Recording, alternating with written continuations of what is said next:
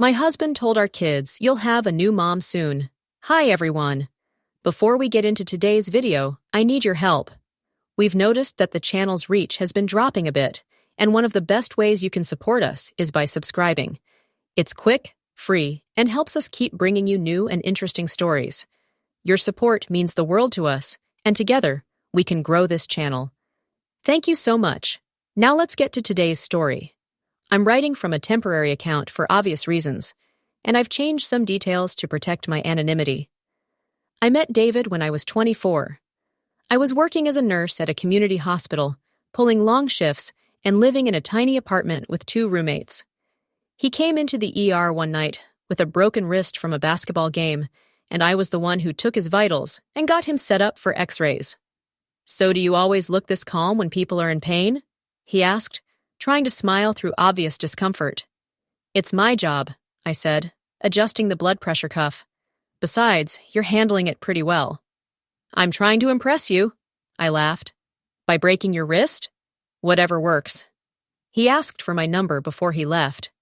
I gave it to him, something I'd never done with a patient before. But there was something about him, something warm and genuine, that made me break my own rule. Our first date was coffee that turned into dinner, that turned into a walk through the city that lasted until 2 in the morning. He was an accountant, which he joked was the most boring profession possible, but he talked about it with passion. He wanted to start his own firm someday, help small businesses grow, make a real difference. "What about you?" he asked. "What's your dream?" "Honestly, a family." I felt almost embarrassed saying it. I know that's not very ambitious, but I grew up in foster care. I never had a real family. I want to build one, a good one. He took my hand. "That's not unambitious. That's everything." We dated for 2 years. He met all my friends, and I met his family. His parents were wonderful, welcoming me like I'd always been part of their lives. His mother told me once, "David's never brought anyone home before. You must be special." He proposed on a beach at sunset. Nothing elaborate, just him dropping to one knee in the sand and saying, "I want to build that family with you, Claire. Will you marry me?" I said yes through happy tears. Our wedding was small but perfect. I wore my mother's dress, one of the few things I had from her before she died, and I went into the system. David cried when he saw me walking down the aisle. We wrote our own vows, promising to support each other, to build a life together, to be partners in everything. The first years of marriage were exactly what I'd hoped for. We bought a small house in the suburbs with a yard and extra bedrooms for the children we planned to have. David's accounting business was growing steadily. I continued nursing, but switched to a clinic with better hours. When I got pregnant with our first child, David was over the moon.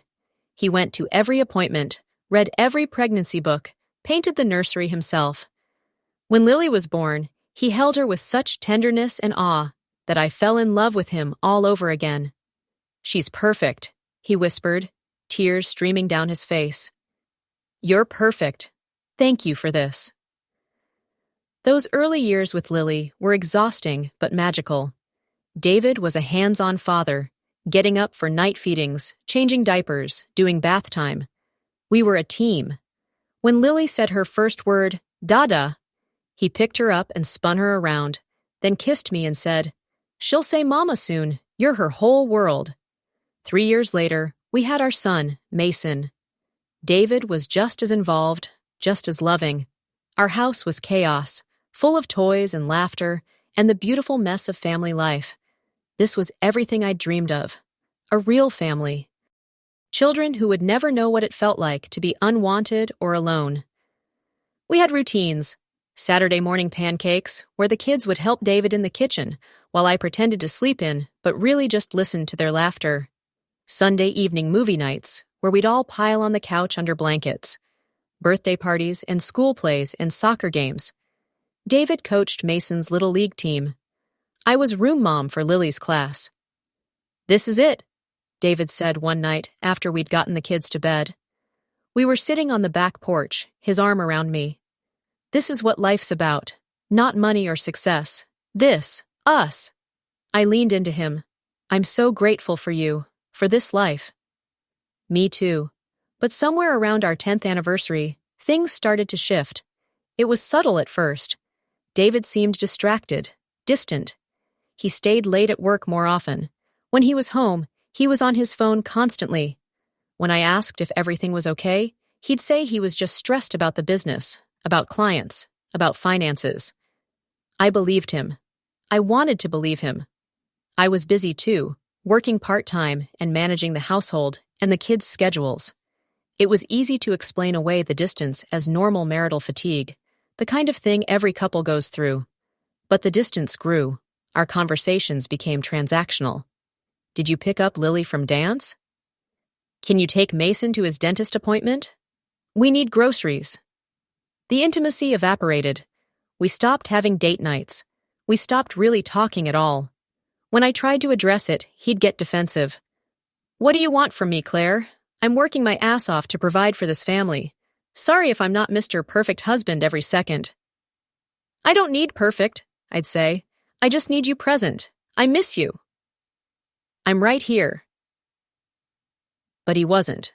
Not really. Some essential part of him had left, and I didn't know how to get it back. The kids noticed too. Lily, who was 8 by then, asked me once why Daddy didn't play with them anymore like he used to. Mason, 5 years old, started acting out, seeking attention in negative ways because positive attention from his father had become scarce. He's just busy with work, I told them, though I was starting to doubt that explanation myself. I tried everything to reconnect with David. I planned a weekend away, just the two of us, but he canceled last minute, citing a work emergency. I suggested marriage counseling, and he said we didn't need it, that I was making problems where there weren't any. I made his favorite meals, bought lingerie I felt ridiculous wearing, tried to initiate conversations about our relationship, our future, our feelings. Nothing worked. He was slipping away and I couldn't stop it. Then I noticed other things. Strange charges on our credit card, new clothes in his closet, nicer than what he usually wore. Cologne I didn't recognize. He started going to the gym, something he'd never done consistently before. When I commented on it, he said he just wanted to be healthier. That's great, I said, trying to be supportive, even as alarm bells rang in my head. Maybe we could go together sometime. I prefer to work out alone. My friends noticed changes too. At a school event, another mom asked me if everything was okay at home.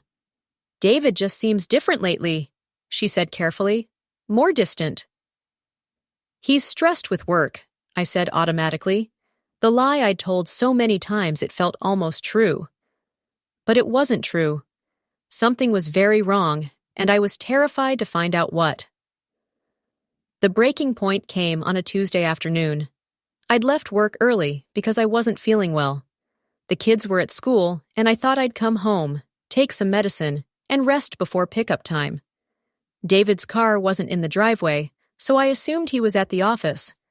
I was upstairs in bed when I heard the front door open. David's voice, talking on the phone. I was about to call down to him when I heard what he was saying. I know, baby, I know. Just a little longer. We need to wait for the right time. A pause. Trust me, it'll be fine.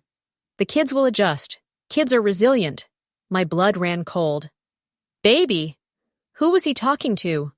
I heard him end the call and move around downstairs. Part of me wanted to confront him immediately, but another part was too afraid. Instead, I stayed upstairs, silent, listening. About 20 minutes later, David called up the stairs. Claire, you home? I saw your car. I'm here, I called back, my voice sounding strange to my own ears. Not feeling well. Oh, okay. I just came home to grab some files. I'll be out of your hair. He left soon after. I lay there for a long time, staring at the ceiling, trying to process what I'd heard. Baby. The right time. The kids will adjust. He was having an affair. My husband was having an affair. And he was planning something. Something that involved our children. That night, I couldn't eat dinner. I pushed food around my plate while David chatted with the kids about their day. He seemed normal, cheerful even. like he wasn't destroying our family. After we put the kids to bed, I confronted him. Who is she? He looked up from his laptop. What? Who is she? The woman you're seeing? His face paled. I don't know what you're talking about. Don't lie to me, David. I heard you on the phone today, calling someone baby, talking about waiting for the right time, about the kids adjusting. So who is she? For a long moment, he just stared at me. Then his shoulders slumped. Her name is Melissa. The confirmation, even though I'd known, hit me like a physical blow. How long? About a year. A year. A year of lies, of him coming home and kissing me goodnight, of family dinners and pretending everything was fine. A year of me thinking I was crazy for feeling like something was wrong. Do you love her? I had to know. Yes. He said it simply, without apology. I'm sorry, Claire, but I do. Then why are you still here? Why are we still married? Because of the kids, because of the business, because divorce is complicated. He ran his hand through his hair. But we're going to do it, soon. Melissa and I, we're going to be together. And what about me? What about our family? You'll be fine, you're strong, and the kids, they'll adapt. Kids do. The casual cruelty of his words made me want to scream, but I kept my voice steady. And Melissa? What role does she play in all this? She'll be part of their lives, eventually. He looked at me. I'm not trying to hurt you, Claire, but I can't keep pretending. I'm not happy. I haven't been for a long time. So you cheated instead of talking to me? Instead of trying to fix things? There's nothing to fix. We're not right for each other anymore. We want different things. We have 2 children together. We built a life. That's not nothing. I'm not saying it's nothing, but it's not enough anymore. I left the room before I said something I'd regret. I locked myself in the bathroom and cried as quietly as I could, not wanting the kids to hear. Over the next few weeks, David and I existed in a cold war. We were civil for the kids' sake, but barely.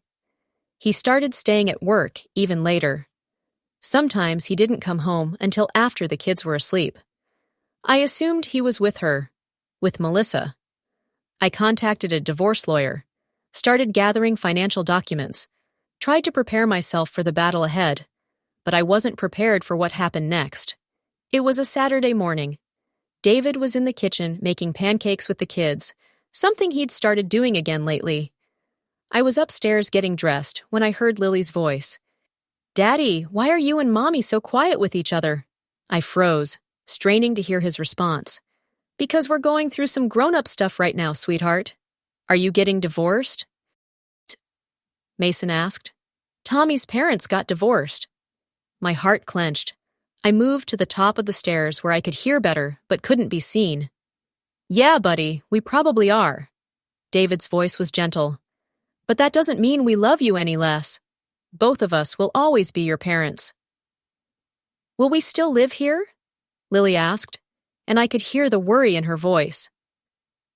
That's something Mommy and I need to figure out, but no matter what, you'll be okay. Will we still see you? Mason sounded scared now. Of course, all the time. And hey, you know what else? David's voice took on a forced cheerfulness that made my skin crawl. You'll have a new mom soon. Melissa is really excited to meet you properly. She's been wanting to be part of your lives. The world stopped. I gripped the banister, my knuckles white. A new mom. He was telling my children they'd have a new mom. I wasn't dead. I wasn't gone. I was their mother, standing right upstairs, and he was casually telling them they'd be getting a replacement. But we already have a mom, Lily said, confused. Of course you do, honey, and she'll always be your mom. But Melissa will be like a bonus mom. Someone else who loves you and takes care of you.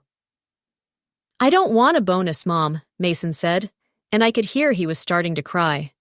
I want my real mom. Mason, don't get upset. This is a good thing, I promise. I couldn't listen anymore. I walked down the stairs, my legs somehow still working despite the trembling. I entered the kitchen, and all three of them turned to look at me. David's face went pale. He knew I'd heard. The kids looked relieved to see me, but also guilty, like they'd been caught talking about something they shouldn't. Mason ran to me and wrapped his arms around my waist. Lily stood there, tears streaming down her face. "Mommy," Lily whispered, "are we really getting a new mom?" I knelt down and pulled her into a hug, Mason still clinging to me. "No, baby, you're not getting a new mom. I'm your mom. I'll always be your mom. No one can replace me." "Claire," David started. "Don't." I stood up, keeping my arms around my children. "Don't you dare! How could you say that to them? How could you tell our children they're getting a new mother while I'm in this house? I was just trying to prepare them. For what? For you erasing me? Replacing me with your mistress?" My voice was rising, and I tried to control it for the kids' sake. They have a mother, me, and no amount of planning or preparation or new relationships is going to change that. "No one's trying to erase you," he said, but he looked uncomfortable. "Really? Because that's exactly what you're doing. You're not just leaving me, David. You're trying to write me out of my children's story, and I won't let you do that." "Mommy, don't go," Mason said, crying harder now. "I'm not going anywhere, baby." I kissed the top of his head. "I promise. I'm not leaving you." I took the kids upstairs, away from David. We sat on Lily's bed, and I held them while they cried, and asked questions I didn't have good answers for. Why didn't Daddy love me anymore? Why did we need a new mom? What did they do wrong? "You didn't do anything wrong," I told them over and over. "Sometimes grown-ups have problems that have nothing to do with their kids. But I need you to understand something very important. I am your mother. I will always be your mother. No one can take my place." "But Daddy said," Lily started. "Daddy was wrong to say that. He's hurting and confused, and he made a mistake. But you have one mom, and that's me." David knocked on the door eventually. "Can we talk?" "Not now." I kept my arms around my children. "They need me." He left. An hour later, I heard him leave the house entirely. When I checked my phone, there was a text from him. "I'm sorry.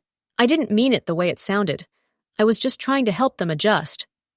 I didn't respond. What could I say?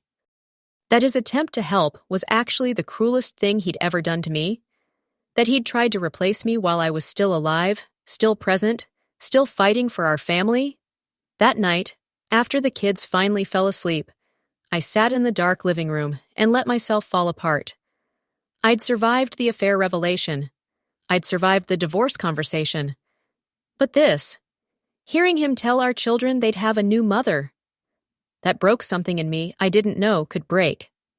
I wasn't just losing my husband. He was trying to take my role as a mother. The one thing I'd wanted most in life, the one thing I'd poured everything into, and he was casually offering it to someone else. The next morning, I called my lawyer and told her what happened. She was furious.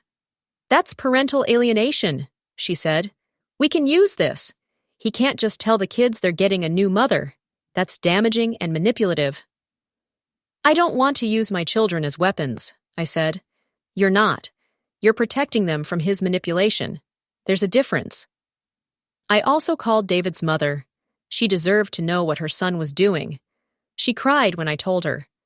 "I didn't raise him to be like this," she said. "I'm so sorry, Claire. Those children need you. You're their mother. I'll talk to him." I don't know if she did or what she said, but David came home that evening, subdued and apologetic. "Can we talk?" he asked. We sent the kids to play in the basement and sat in the kitchen, the same place where he'd destroyed me just 24 hours earlier. "I'm sorry," he said. "I really am. I shouldn't have said that to them. It was thoughtless." "Thoughtless?" I laughed bitterly. "David, you tried to replace me to my own children. That's not thoughtless. That's cruel." "I wasn't trying to replace you. I just wanted them to know that when Melissa becomes part of my life, she'll care about them too." "She's not their mother. She never will be." "I don't care how much she cares about them or how serious your relationship is. She's your girlfriend. I'm their mother. There's a difference. I know that. Do you? Because it didn't sound like it yesterday.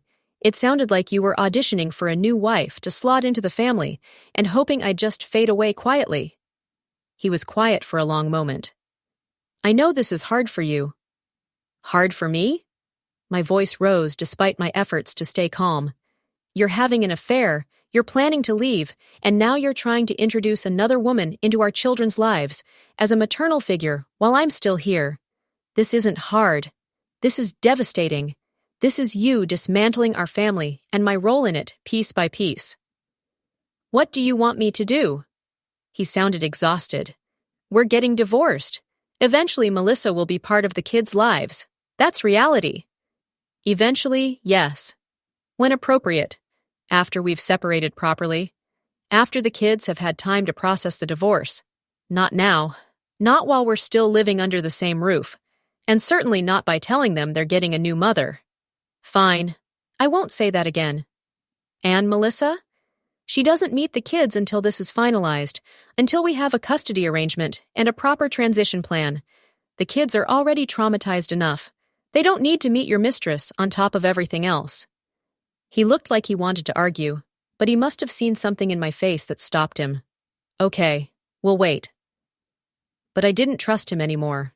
How could I? He'd already shown me who he was. Someone who would betray his wife, lie to his family, and try to replace me while I was still standing right there. I moved into the guest room that night, told the kids that Daddy and I needed some space while we figured things out. They were upset, but seemed to accept it. They'd already been through so much. What was one more change? Over the next several weeks, I watched David carefully. Monitored his interactions with the kids, made sure he wasn't saying anything else inappropriate or introducing them to Melissa without my knowledge. He seemed to be following the rules we'd established, but I couldn't shake the feeling that he was just biding his time. My friends rallied around me. They brought meals, took the kids for playdates to give me breaks, listened when I needed to vent. David's parents also reached out regularly, making it clear they supported me and wanted to maintain a relationship with me and the grandchildren, regardless of what happened with the marriage. You're our daughter too, his mother told me. That doesn't change just because David lost his mind. The divorce proceedings began. It was ugly and exhausting. David wanted joint custody. I agreed, but with provisions that he couldn't introduce the children to Melissa without my consent, and not until certain benchmarks were met. Therapy for the kids, a transition period, proof that the relationship was stable. His lawyer fought back. He has a right to move on with his life. She can't control who he has in his home. She can protect her children from instability and confusion, my lawyer countered. The children are already dealing with the divorce.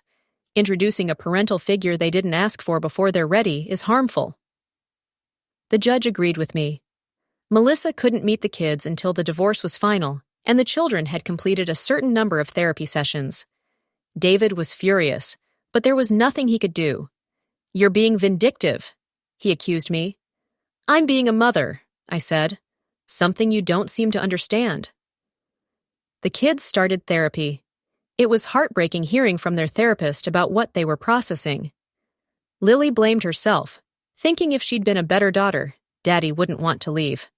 Mason was having nightmares about losing me, terrified that I'd disappear like some of his friends' parents had after divorces. They need stability, the therapist told me. They need to know you're not going anywhere, that you'll always be their mother. I tell them that every day. I know, and it's helping. Keep doing what you're doing. 6 months after that terrible Saturday morning, the divorce was finalized. David got the kids every other weekend and one night during the week. I got primary custody, the house, and child support. It wasn't what I'd wanted. What I'd wanted was my family intact, but I'd take what I could get. A month after the divorce was final, David asked if he could introduce Melissa to the kids. Have they completed their therapy sessions? I asked. Yes. And the therapist thinks they're ready? She said it's up to us as parents to decide. I talked to the therapist myself. She was cautious, but said the kids seemed to be in a better place. They understood the divorce wasn't their fault. They felt secure in their relationship with both parents. They might be ready for this next step. But, she added, I'd recommend a very gradual introduction, low-pressure situations, and constant check-ins with the children about their feelings. I agreed to let David introduce Melissa during one of his custody weekends, just a casual lunch, nothing more. The kids were nervous but also curious. Lily asked me what she should call Melissa. Whatever feels comfortable to you, I said. Just remember, she's your dad's girlfriend, not your mom. I'm your mom. We know, Mommy, Lily hugged me. You're our only mom. That weekend felt like the longest of my life. I worried constantly. What was Melissa saying to them? Was she trying to replace me? Were the kids okay? When David dropped them off Sunday evening, they seemed fine. Not traumatized, not upset, just normal. How was it? I asked after David left. It was okay, Lily said. Melissa was nice. She asked us about school and stuff. Did she try to act like your mom? No, she just seemed like Dad's friend. I felt a wave of relief. That's good. How are you feeling about it? Weird, I guess, but okay. Mason was less talkative about it, but he didn't seem upset either. He just wanted to play with his toys and tell me about a movie they'd watched. Over the next few months, Melissa became a regular presence in the kids' lives during David's custody time. I never met her. Didn't want to. But the kids would mention her occasionally. She'd gone with them to the park. She'd made them cookies. She'd helped Lily with a school project. Each mention felt like a small knife to the heart, but I kept my feelings to myself. The kids needed to feel comfortable during their time with David. Me being bitter or jealous wouldn't help anyone. Then one day, about a year after the divorce, Lily came home from David's house upset. What's wrong, honey? I asked. Melissa said something weird. Lily was trying not to cry. She said she loves us like her own children. My blood boiled. What else did she say? She said she's so happy Dad found her because now we can be a real family again. She said it just like that, a real family. Lily looked at me with tears in her eyes. But we're a real family. You and me and Mason, right? I pulled her into a hug. Absolutely. We're a family, and nothing Melissa says changes that. I told her you're my real mom, and she's just Dad's girlfriend. Lily sniffled. Dad got mad at me. He said I was being rude. I made Lily some hot chocolate and called David immediately. We need to talk, I said when he answered. About what? About Melissa telling Lily she loves her like her own children and that they can be a real family now. About you getting angry at Lily for defending me. He sighed. Claire, Melissa was just trying to bond with the kids. By undermining me? By suggesting that she's somehow making them whole again? They're not broken, David. We're divorced, but they have 2 parents who love them. Melissa is your girlfriend, not their parent. She's more than a girlfriend at this point. We're engaged. The world tilted. What? I proposed last week. We're getting married next spring. I couldn't speak for a moment. He'd moved on so completely, so quickly, while I was still piecing myself back together. Congratulations, I managed. But that doesn't change anything. She's not their mother. She needs to stop trying to position herself that way. She cares about them. I don't doubt that. But there's a difference between caring and trying to replace me. Have you forgotten what you did? You told them they'd have a new mom before we were even divorced. You tried to erase me, and now she's doing the same thing. No one's trying to erase you. Then tell her to stop saying things like that. Tell her to respect my role as their mother. Or I'll go back to court and ask for modifications to the custody arrangement based on parental alienation. It was an empty threat. Probably, but it worked. David promised to talk to Melissa, and to his credit, the incident stopped. Melissa was more careful with her words. She'd greet the kids warmly, but never tried to position herself as a mother figure again. But the damage was done. The kids were now hyper-aware of the complicated dynamics. They'd ask me sometimes if I was sad that Dad was getting married again, if I was lonely, if I wished things were different. I'm okay, I'd tell them honestly. I'm sad sometimes, yes, but I'm also happy that I have you two. You make everything worthwhile. 2 years after the divorce, David married Melissa in a small ceremony. The kids attended as requested by David, though they asked if they had to go. I told them yes, they should support their father, but that they could come home immediately after if they wanted. They called me from the reception, asking me to pick them up early. When I arrived, Lily ran to the car and burst into tears. "What happened?" I asked, alarmed. "Someone asked if we were happy to have a new mom," Mason said quietly. "Dad said yes before we could say anything." Lily was sobbing. "I told them you're our mom, and Melissa got this weird look on her face. Then Dad pulled us aside and said we needed to be more respectful. I drove them home, my hands gripping the steering wheel so hard my knuckles were white. When we got back to our house, I made them their favorite dinner and put on a movie. After they'd calmed down, I sat them down for a serious talk. Listen to me, both of you. You're allowed to love your dad. You're allowed to be kind to Melissa. But you never have to call her mom or act like she's your mother. She's not. She's your dad's wife. That's all. And if anyone makes you feel bad for saying that, you tell them to talk to me." "What if Dad gets mad?" Lily asked. "Then I'll deal with your father. You worry about being kids. Let me worry about the grown-up stuff." I sent David a text that night. "We need to have a conversation about boundaries. The kids came home upset from your wedding. This ends now." We met at a coffee shop the next day. He looked tired, older somehow. Marriage to Melissa apparently wasn't the fairy tale he'd imagined. "They were rude at the wedding," he started. "They were honest. There's a difference. You and Melissa need to stop pushing them to accept her as a mother figure. They have a mother. Me. Melissa is your wife. She can be a positive presence in their lives without trying to replace me." "I'm not trying to replace you." "Yes, you are.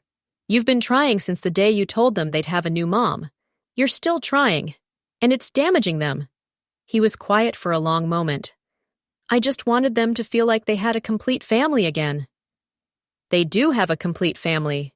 It just looks different than it used to. You, me, Melissa, we all have roles.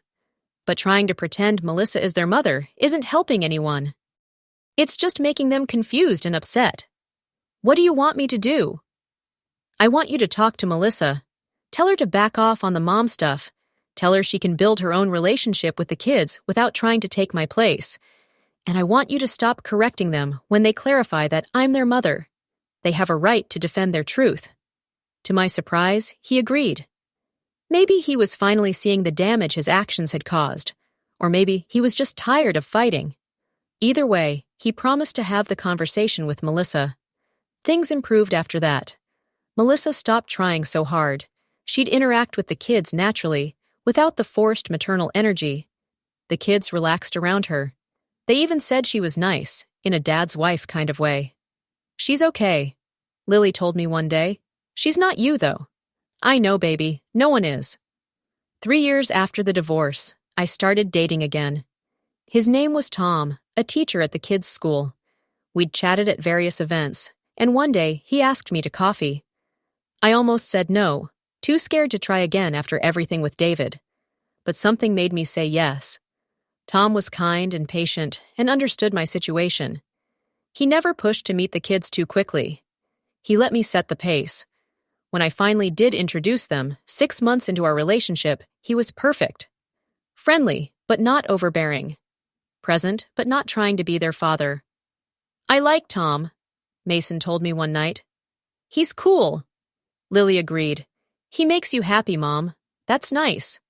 David found out I was seeing someone and called me immediately. "Who is he? How long has this been going on? Have the kids met him?"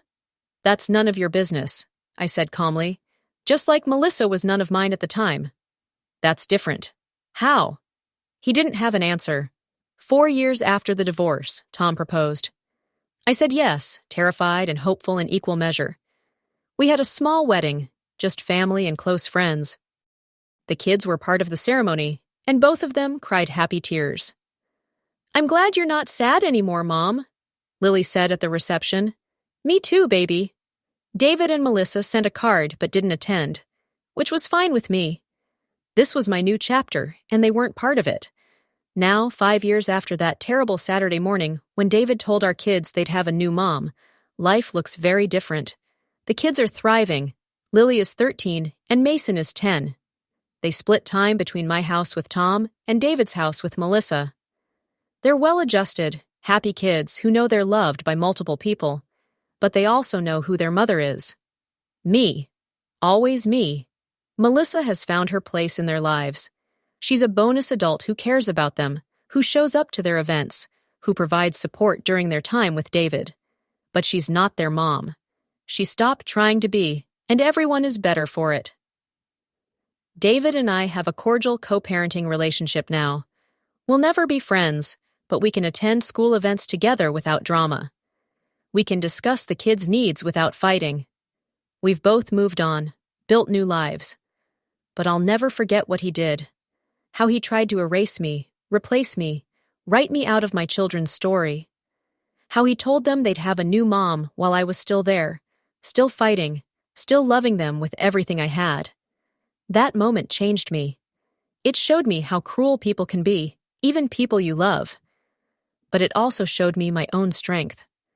I fought for my place in my children's lives. I refused to be erased. I survived and eventually thrived. If I could go back to that morning, to that moment when I stood at the top of the stairs and heard those words, I'd tell myself that I was going to be okay, that the pain was real and valid, but that it wouldn't destroy me, that my children would always know who their mother was, no matter what anyone said or did. I'd tell myself that being erased isn't something that happens to you. It's something you allow, and I refuse to allow it. Sometimes people ask me how I survived it all. The betrayal, the divorce, the attempts to replace me. They ask how I stayed strong for my kids while my world was falling apart. The truth is, I didn't always feel strong. There were nights I cried myself to sleep, days when I felt like giving up, moments when the pain was so overwhelming I didn't know how I'd take another breath. But then I'd look at Lily and Mason, and I'd remember why I had to keep going. They needed me. They needed their mother. Not a replacement, not a new version, but me. The woman who'd carried them, birthed them, raised them, loved them unconditionally from the moment they existed. No one could take that away from me. Not David, not Melissa, not anyone. I also learned something important through all of this. Being a mother isn't just about biology or daily presence. It's about showing up consistently, about fighting for your children even when it's hard, about loving them through the mess and chaos and pain. Melissa could try to be maternal. She could care for my children during their time with David. She could even love them in her own way. But she wasn't their mother. She hadn't earned that title. She hadn't put in the years of midnight feedings and sick days and school projects and heartbreaks. She hadn't been there from the beginning. And my children knew that. They knew it then, and they know it now. Last month, Lily had a school project where she had to write about the most important woman in her life. I expected her to write about a celebrity or historical figure. Instead, she wrote about me. My mom is the strongest person I know, she wrote. When our family fell apart, she held us together. When someone tried to take her place, she fought back. She showed me what it means to love unconditionally and to never give up on the people who matter most. She's not perfect, but she's perfect for us. She's our mom, and no one else ever will be. I cried reading it. Happy tears this time, healing tears. Mason, in his own way, shows his appreciation too. He tells me regularly that he loves me. He seeks me out when he's upset or scared. He trusts me in a way that can't be manufactured or forced. That trust was built over 10 years of showing up, of being present, of being his mother in every way that matters. Tom has been incredible through all of this. He never tried to replace David as the kid's father. He carved out his own role as a supportive adult who cares about them. He showed me that it's possible to blend families without erasing anyone, that you can add to a child's life without trying to subtract from someone else. You're an amazing mother, he tells me often. The way you fought for your kids, the way you protected your relationship with them, that's real love. And he's right. It was love.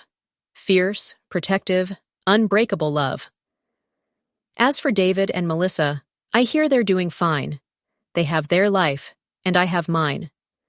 Sometimes I wonder if David regrets how he handled things, if he looks back on that Saturday morning and wishes he'd done it differently, but it doesn't matter anymore. His regret or lack thereof can't change the past. What matters is that my children know their worth, know their history, know that they have a mother who would walk through fire for them. What matters is that I didn't let someone else's betrayal define me or diminish my role in my children's lives.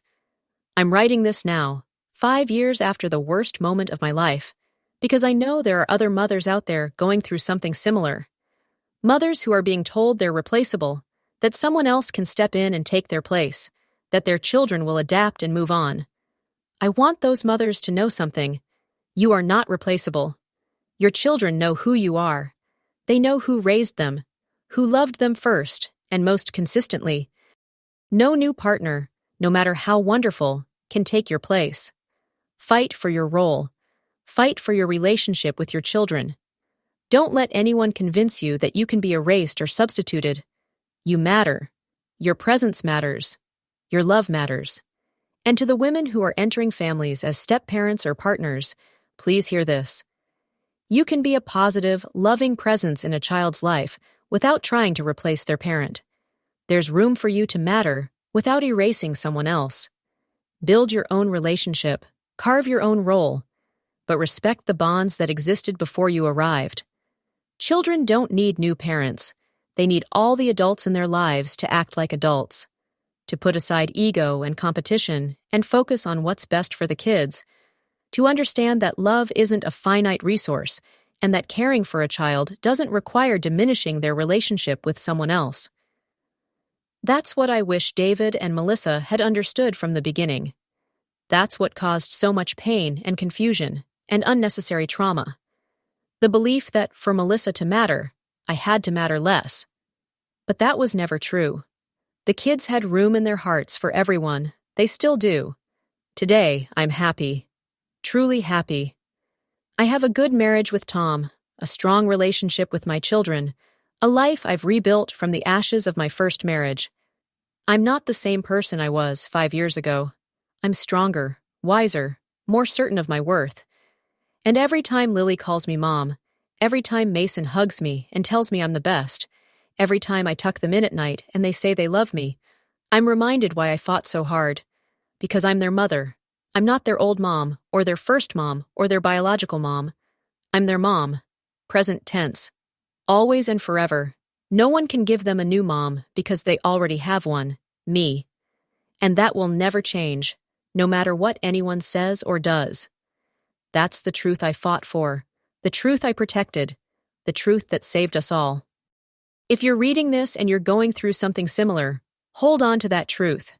Hold on to your role, your relationship, your importance in your children's lives. Don't let anyone convince you that you can be replaced. You can't be. You won't be. You're their mother, and that means everything.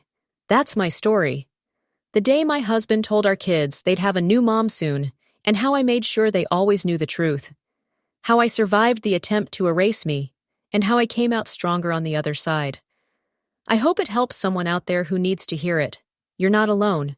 You're not crazy. Your feelings are valid, and you're stronger than you know. Keep fighting. Keep loving. Keep showing up. Because that's what mothers do, and no one can take that away from you.